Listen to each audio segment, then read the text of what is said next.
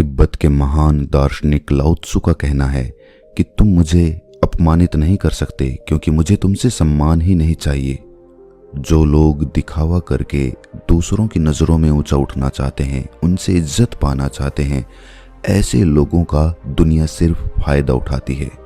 अगर आप दूसरों से सम्मान पाने की इच्छा छोड़ दो तो आपका अहंकार मिटना शुरू हो जाएगा, और जब आपका अहंकार बिल्कुल खत्म हो जाएगा तो लोग अपने आप ही आपकी इज्जत करने लगेंगे। लेकिन समाज में रहते हुए लोगों के बीच अपनी इज्जत कैसे बनाएं? इसके लिए कुछ मूलभूत सिद्धांत होते हैं। इस कहानी के माध्यम से हम उन्हीं सिद्धांतों पर चर्चा करेंगे। तो चलिए कहानी शुरू करते हैं। युद्ध में जीत हासिल करने के बाद युवराज की खुशी का ठिकाना नहीं था। उसके पिता यानी कि उस राज्य के राजा, जो हमेशा अपने बेटे को निकम्मा और नकारा समझते थे, आज उसके रणकौशल का जरूर बखान करेंगे। आखिर विरोधी सेना कितनी ताकतवर थी, लेकिन इतनी बड़ी सेना का सामना करके आज युवराज ने जीत हासिल की थी। लेकिन जो लोग रण क्षेत्र में मौजूद थे वो सब जानते थे कि युवराज इतनी बड़ी सेना को देखकर रण क्षेत्र से भाग खड़ा हुआ था। इस जीत का सारा श्रेय उस सेनापति को जाता था जिसने अपने दिमाग और अपनी बहादुरी से विरोधी सेना को हरा दिया था। युवराज ने सेनापति को अकेले में बुलाकर पहले ही समझा दिया था कि मेरे पिता को यह हरगिज पता न लगने पाए कि मैं युद्ध मैदान से भाग खड़ा हुआ था। उन्हें यही लगना चाहिए कि ये युद्ध मेरी वजह से जीता गया है। जब राजा के कानों में यह बात पहुंची कि युवराज युद्ध जीतकर वापस आ रहा है, तो उसे यकीन तो नहीं हुआ कि उसका बेटा इतना बड़ा युद्ध जीतकर वापस आ सकता है। कहीं ना कहीं राजा को मालूम था कि इस जीत के पीछे उनका सेनापति हो सकता है। आखिर वो बचपन से अपने बेटे को देखता हुआ आया था। उसे पता था कि उसका बेटा कोई ऐसा काम नहीं कर सकता जिसको करने के बाद लोग ये कहें कि ये है राजा का असली बेटा। उसे अपना बेटा नकारा और निकम्मा लगता था। लेकिन जब सेनापति ने राजा को बताया कि ये युद्ध वो युवराज की वजह से ही जीते हैं, तो राजा को विश्वास तो नहीं हुआ, लेकिन फिर भी उसने अपने बेटे की पीठ थपथपाते हुए कहा कि मुझे आज पहली बार गर्व महसूस हो रहा है कि तुम मेरे बेटे हो।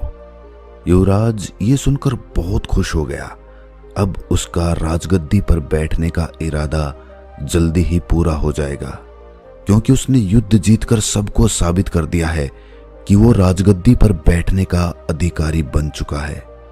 रात के समय शयन कक्ष में सोते हुए जब युवराज अपने भविष्य के सपने देख रहा था, तब राजा ने अपने पास अपने सेनापति को बुलाया और अपने सेनापति से पूछा कि तुम मुझे सच सच बताना, क्या आज का युद्ध सचमुच में हम युवराज की वजह से जीते हैं या फिर वो झूठ बोल रहा है? मुझे सब सच सुनना है। सेनापति राजा का वफादार था, इसीलिए वो चाहकर भी राजा से झूठ नहीं बोल सकता था। उसने सब कुछ सच सच बता दिया कि किस तरह युवराज युद्ध के मैदान को छोड़कर वहां से भाग खड़ा हुआ था। राजा को यह सुनकर बहुत दुख हुआ। आज उसका बेटा उसी की नजरों में इज्जत पाने के लिए उससे झूठ बोल रहा है। राजा ने अपने सेनापति के साथ एक योजना बनाई। उस योजना के तहत वो अपने बेटे को सबक सिखाना चाहते थे। वो युवराज को समझाना चाहते थे कि इज्जत झूठ बोलकर नहीं कमाई जा सकती।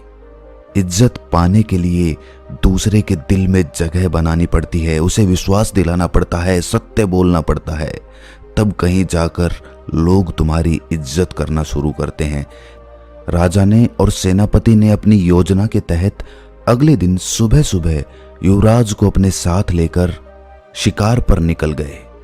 आज राजा एक सिंह का शिकार करने वाला था जिसने प्रजा को परेशान करके रखा हुआ था। जब युवराज को यह बात पता चली तो वो बहुत डर गया। उसने अपने पिता से बहाने बनाने की कोशिश की, लेकिन उसके पिता ने कहा कि बेटा, मैं बहुत बूढ़ा हो गया हूं, अब मुझसे शिकार नहीं होता, ये शिकार तुम्हें ही करना होगा। मैं तो बस तुम्हारी सहायता के लिए तुम्हारे साथ चल रहा हूं। अब युवराज के पास बचने का कोई विकल्प नहीं था, इसीलिए वो शिकार पर चलने के लिए तैयार हो गया। जब जंगल में युवराज का सिंह से सामना हुआ तो शुरुआत में तो वो सिंह को देखकर वहां से भाग जाना चाहता था, लेकिन वहां पर राजा खड़ा हुआ था, इसीलिए अपने पिता की नजरों में बहादुर बनने के लिए उसने सिंह से सामना लेने का निश्चय किया। और आखिरकार युवराज और सेनापति ने मिलकर उस सिंह का शिकार कर लिया। इससे युवराज का आत्मविश्वास बढ़ने लगा था। उसे विश्वास ही नहीं हो रहा था कि उसने एक सिंह को मार गिराया था। जंगल से वापस लौटते वक्त राजा के गुरु की एक कुटिया रास्ते में पड़ती थी। राजा अपने साथ अपने बेटे को लेकर अपने गुरु की कुटिया में पहुंचा। राजा ने अपने गुरु को प्रणाम करते हुए अपने युवराज का उससे परिचय करवाया। इसके बाद राजा ने जानबूझकर अपने बेटे को सबक सिखाने के लिए अपने गुरु से एक सवाल पूछा। उन्होंने कहा कि गुरुवर, मैंने अपने जीवन में बहुत झूठ बोले हैं। अपने मंत्रिमंडल को हमेशा अपने साथ रखने के लिए मैंने बहुत दिखावा भी किया। बहुत सारे युद्ध जो मैं सेनापति की वजह से जीता था, उसमें भी सारा श्रेय मैंने खुद ही ले लिया। मेरे सेनापति को प्रजा के सामने कभी भी वो सम्मान हासिल नहीं हुआ जिसका वो हकदार हुआ करता था। लेकिन अब मुझे पछतावा होता है। लोग मेरे सामने तो मेरी इज्जत करते हैं, लेकिन मेरे पीठ पीछे मुझे कायर बोलते हैं। मुझे बहुत बुरा लगता है। मैं चाहता हूं कि मैं अपनी गलतियों को सुधार दूं, लेकिन कोई तरीका नजर नहीं आता। मैं ऐसा क्या करूं कि लोग मुझ पर विश्वास करने लगें, मेरी इज्जत करने लगें। राजा के गुरु ने विचार मग्न होकर कहना शुरू किया। उन्होंने कहा कि राजन, एक बात हमेशा ध्यान में रखना। एक राजा का दिया हुआ वचन किसी भी हालत में पूरा होना चाहिए। जो वादा तुमने किसी से कर दिया, किसी को वचन दे दिया, वो किसी भी तरह पूरा करके दिखाओ। अगर तुम अपने दिए हुए वचन को पूरा नहीं कर पाओगे तो लोग यही कहेंगे कि ये राजा तो बड़बोला है, ये कुछ भी बोल देता है, इसकी बातों के पीछे कोई सच्चाई नहीं होती। और इसी वजह से लोग तुम्हारी इज्जत करना बंद कर देते हैं। वो तुम पर विश्वास ही नहीं करते, तो इज्जत करना तो दूर की बात रही। इसीलिए औपचारिकता में कभी भी किसी को वचन मत देना।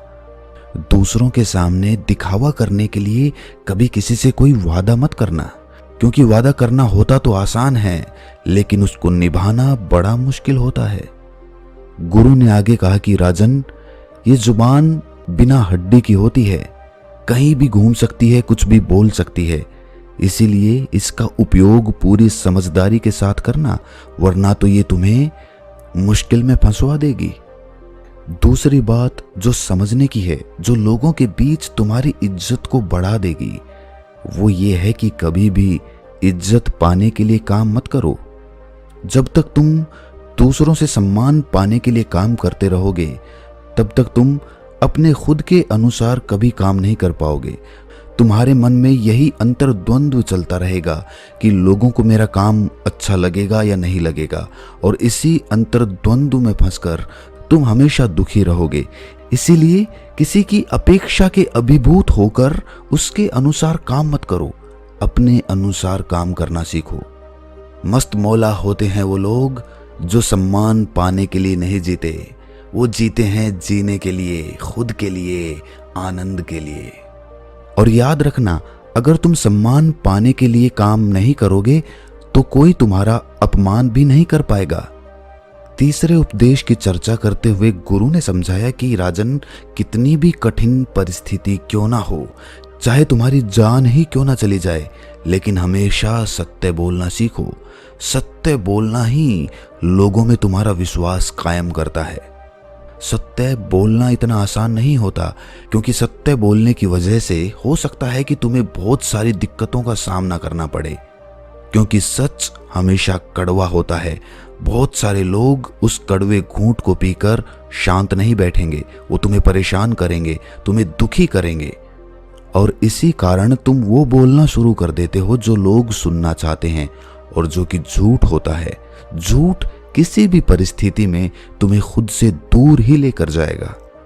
गुरुवर ने अपना अगला उपदेश बताते हुए कहा कि राजन, तुम एक राजा हो।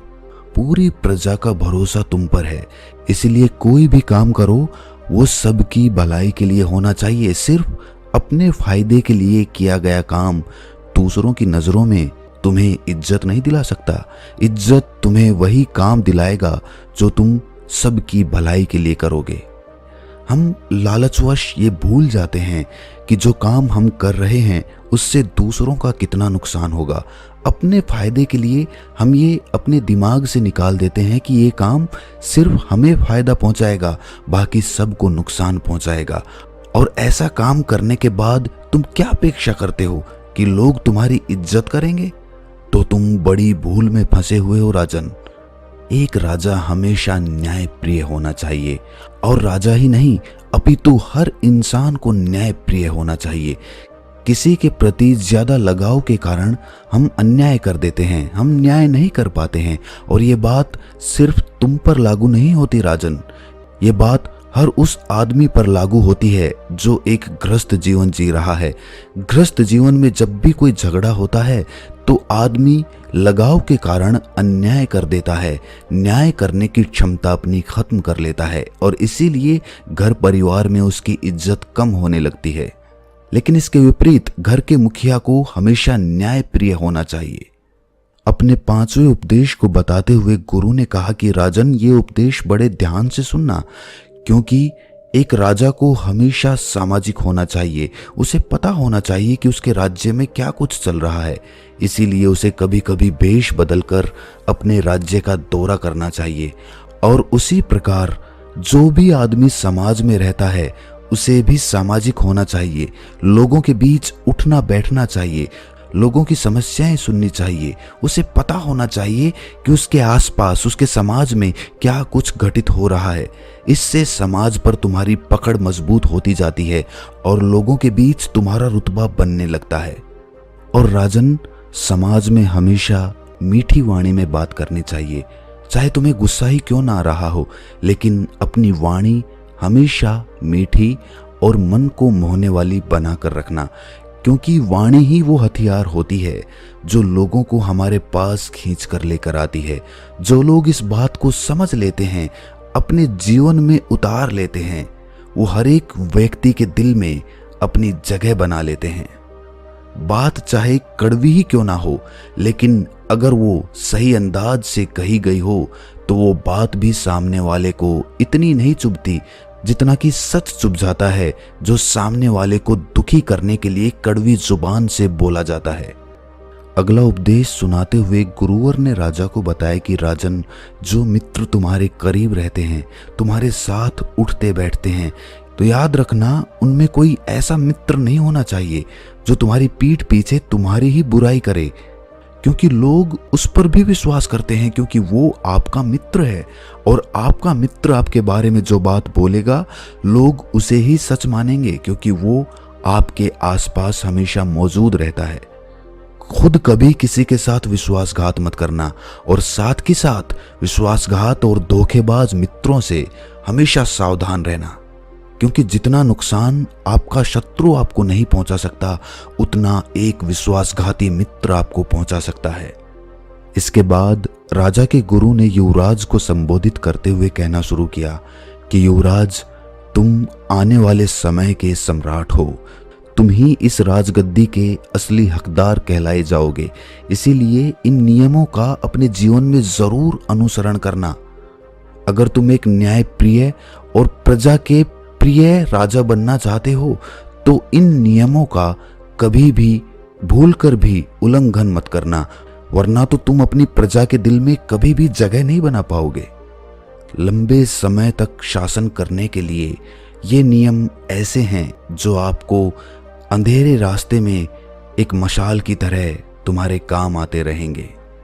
ये कहकर राजा का गुरु जंगल से लकड़ियां बटोरने के लिए निकल जाता है और राजा अपने युवराज और सेनापति के साथ अपने राजमहल में वापस लौट आता है। रात भर युवराज उन बातों पर विचार करता रहा और अगले दिन सुबह सुबह अपने पिता के पास जाकर उसने सारी सच्चाई बता दी कि किस तरह वो युद्ध के मैदान से भाग खड़ा हुआ था और सेनापति की वजह से वो ये युद्ध जीत पाए। राजा को अपने बेटे के मुख से ये सच्चाई सुनकर बेहद प्रसन्नता हुई। उसे लगने लगा कि अब इसमें राजा के गुण उत्पन्न होना शुरू हो चुके हैं और इसी के साथ पिता और बेटा एक दूसरे के गले से लिपट जाते हैं। तो दोस्तों, कैसी लगी ये कहानी आपको कमेंट सेक्शन में ज़रूर बताना, और अच्छी लगी हो तो इस चैनल को सब्सक्राइब करके नोटिफिकेशन बेल को ज़रूर प्रेस कर देना। तो मिलते हैं अगली कहानी में, तब तक के लिए अपना ख्याल रखें।